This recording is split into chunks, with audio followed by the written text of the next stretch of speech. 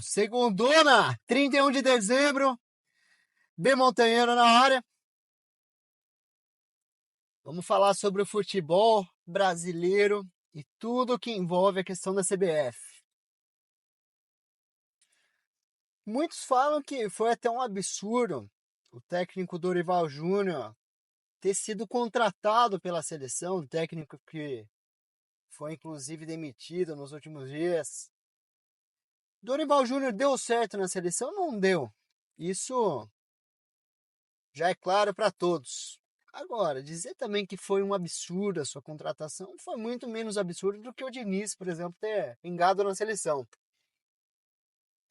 Dorival, ao contrário do Diniz, que até então não tinha vencido nenhum título, Dorival já era um técnico com uma Libertadores, com Copas do Brasil, títulos conquistados já nos últimos anos, mas era um técnico que não agrada e não agradava boa parte da mídia justamente por não ter aquela grife, por não se posicionar como um técnico de grife no mercado. E realmente,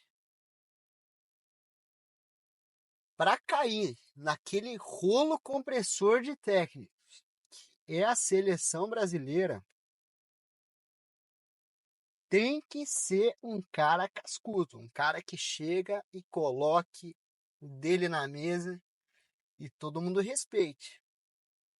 Uma pessoa que não tenha medo de peitar um Neymar, um Rodrigo, um Vinícius Júnior, peitar dirigentes da CBF. A gente fala muito de suspeitas de que empresários podem ter influência nas escalações da seleção, nas convocações da seleção. Tem que ser um técnico avesso a tudo isso, com casca para bater de frente. Dorival, infelizmente, nos poucos jogos que ele teve na seleção, não conseguiu bater de frente com o sistema. Minha opinião, B Montanheiro, o que eu acho? É realmente hora de partir para um técnico gringo. Ancelotti, um nome que já foi ventilado, um cara vencedor, um cara que está acima de jogador, de qualquer jogador, vai falar de cima para baixo com qualquer jogador da seleção brasileira. Porém, a gente sabe, a situação dele com o Real Madrid, muito envolvido com o clube, não vai abrir mão daquilo para vir para essa bagunça que é a CBF. Abel Ferreira, técnico vencedor, ganhou 2 Libertadores, ganhou o Campeonato Brasileiro, o Campeonato Paulista pelo Palmeiras. Tem currículo. É o perfil ideal para a seleção? Não sei. No momento eu realmente não sei. Jorge Jesus. Aí eu acho que a gente acerta na veia com o cara certo. É um cara metódico, cara que se precisar falar alguma verdade, vai falar e não vai ter medo de jogador.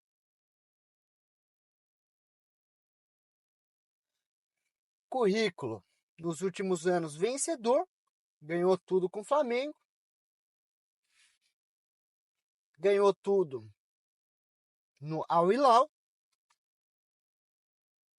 fez a maior sequência de vitórias da história do time e está, de certa forma, acostumado a lidar com estrelas, jogadores com um ego maior do que eles mesmos.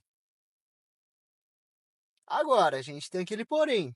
Neymar, em tese, não gosta do cara. Neymar, em tese, teve um desafeto com ele, achou que ele foi traíra.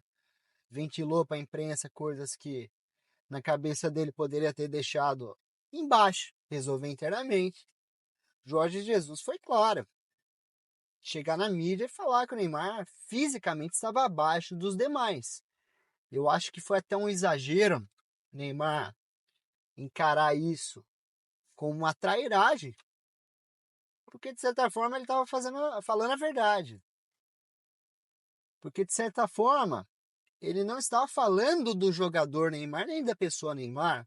Ele estava falando da condição física do Neymar naquele momento.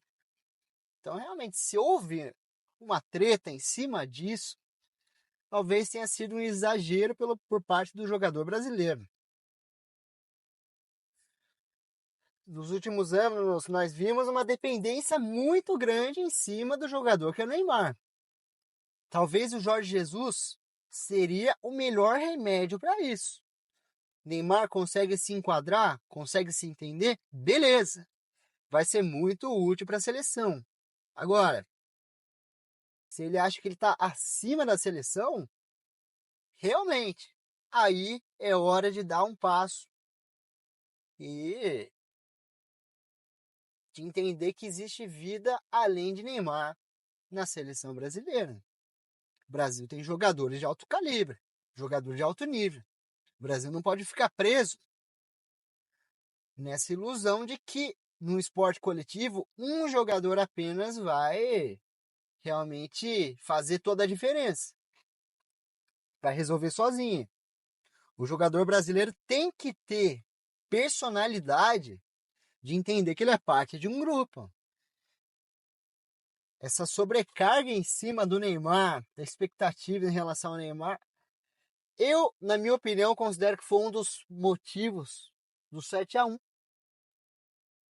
e um dos motivos pelo qual a seleção brasileira acabou decepcionando muito nos últimos 10 anos. Se o futebol é um esporte coletivo, o brasileiro não pode jamais colocar suas únicas expectativas em cima do Neymar. Na última Copa do Mundo, a gente não ganhou por causa do Roberto Carlos, por causa do Rivaldo, por causa do Cafu, por causa do Ronaldo e do Ronaldinho. Na Copa de 2022, que foi a última Copa do Brasil, o Brasil ganhou porque esses jogadores formaram um conjunto vencedor. Porque uma andorinha só não faz verão. Ainda mais no contexto de Copa do Mundo, né, gente? Um jogador tão irregular, fisicamente dizendo, não pode ser o pilar central da nossa seleção. Neymar, se tiver bem, vai jogar. Se não tiver, temos outras opções. Então, se tem mesmo essa briga dele com o Jorge Jesus, talvez esteja aí uma bela oportunidade deles se reconciliarem em prol de um bem maior. Eu acho que uma rixazinha não pode ser maior do que uma seleção inteira, inclusive com a história da seleção brasileira.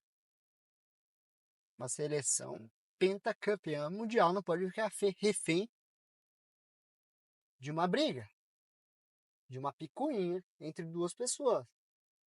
Então, sim, Jorge Jesus é, na minha concepção, o melhor nome? Sim. Neymar é importante? Sim. Agora, eles que se entendam. Então, vamos aguardar os próximos fatos. Vamos seguindo. Pessoal, segue aí, dá um gostei, se inscreve. Vamos levar